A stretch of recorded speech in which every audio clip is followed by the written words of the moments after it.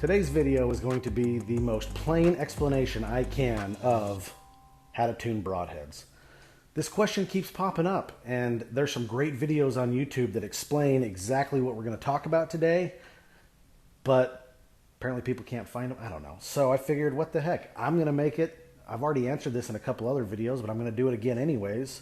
Worst case scenario, I get some views, I make a couple bucks off YouTube. I can work with that. So what we're going to do is we are going to demonstrate just as plainly as I can how to get a broadhead to land with a field point on a target, and I'm going to show you how it works. Here we go. So what we're going to demonstrate is that when you are trying to get your broadhead and field point to line up, which direction do we move our rest? So what we're going to do is we're going to put a piece of tape right here so we can show where this is currently sitting. We can make some really easy visual adjustments, and then we can shoot this on the target and see what we get. All right, we're on the back porch today because just as I stepped outside to start shooting, the neighbor next door decided he was going to mow his yard. So I didn't want you guys to have to hear that. So here's where we're at. This is where we're starting. Sure, I got that. I've got that marked right where it's at. Now, where this is, I have not really messed with this at all since I did my last video when I did the spine check. All I've done with it this morning is make sure it's dialed and we're hitting at 30 yards. I'm going to use 30 yards for our demonstration today. I've got our two arrows. We've got a broadhead and field point, and we are going to shoot these side by side with that mark centered and make sure they're hitting together. Again, always shoot your broadhead first.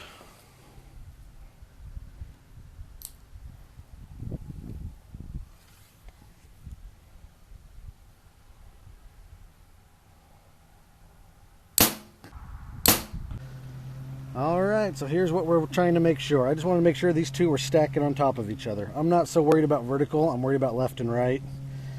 Can I make those a little tighter? You bet, but left and right, they're within, what, half an inch, if that. So broadhead and field point are hitting basically stacked on top of each other left and right at 30 yards. Easy enough. What we're going to do is we're going to move the rest now and see what happens to the group. Alright, I hope you guys can see that. So what we're going to do is we are going to take this, break this loose, and let's go left first. I'm going to move this left on the little Hamsky marks, a full mark left. Can you guys see that? Is it focusing in there? So we went a full mark left of where it was, and we're going to see what happens. My prediction is that if we move the rest to the left, the broadhead should go right. So we're going to shoot this again, broadhead first, then field point, and see where the broadhead lands compared to the field point. Alright, let's see what we got here. The white one's the broadhead. Now obviously they both moved left because I moved the rest left, but let's see what happened. The field point moved more than the broadhead, which is kind of strange, but that's what we're getting at, is that to correct this, you would have to move the rest back to the right, because we moved it left to make this happen.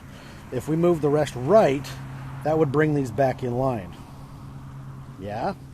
Let's go the other direction, see what happens. Alright, now we're going to break this loose again. And we're now going to move this until that is a full line to the right.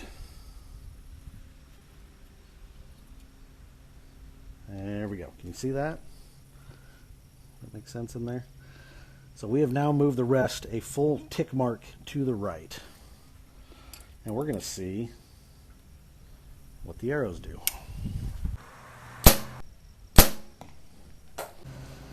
Alright, here we go again. Again, I'm not worried about the up and down. I'm trying to make sure I break that line perfectly on my duct tape. Broadhead's here, field point's here. How would we correct this? We move the rest right to make this happen, so the rest would have to go left to get that to square up. Alright, so sum up really easily. That last group, the broadhead was landing left of the field point. And we know, because we marked this, how do we correct that? we have to move the rest towards the field point. In this case, we got to move it back to the left. So we're going to square this back up on the line. I'm looking at that right. Right there. That we knew was in tune. You can see that's where it's at. We're back in tune. So by moving the rest to the left, which for me that's that way, that's the way we moved it. We moved it left towards the broadhead because the field points were hitting right. We're moving the rest towards the broadhead. It's going to square them up. Let's shoot another group and make sure I'm not making it up.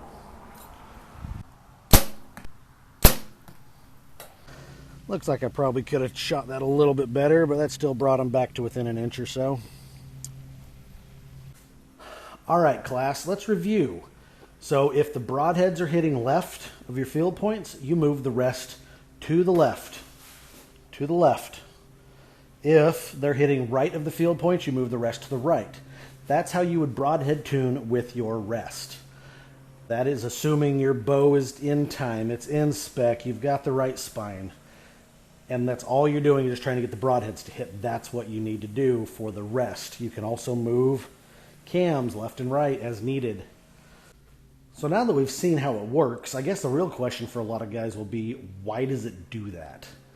And to explain that, we are going to use a video of my daughter shooting her little Genesis bow. If you guys have kids and you don't have one of these, I know they're not the cheapest thing, but boy, they are about the best bow you can buy for kids.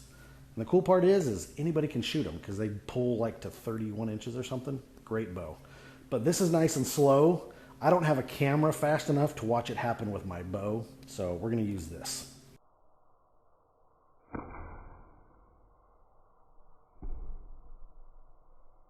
All right, we're going to use the example of her bow because as she releases the arrow, and part of it's due to her form, she's still learning how to shoot with fingers and shoot well. That arrow kicks hard left, and then we don't get to see it all the way because the target's so close, but that arrow starts recovering back to the right. So let's assume our bow is set up the same way, that our rest is too far left. We are out of tune, the rest is too far left.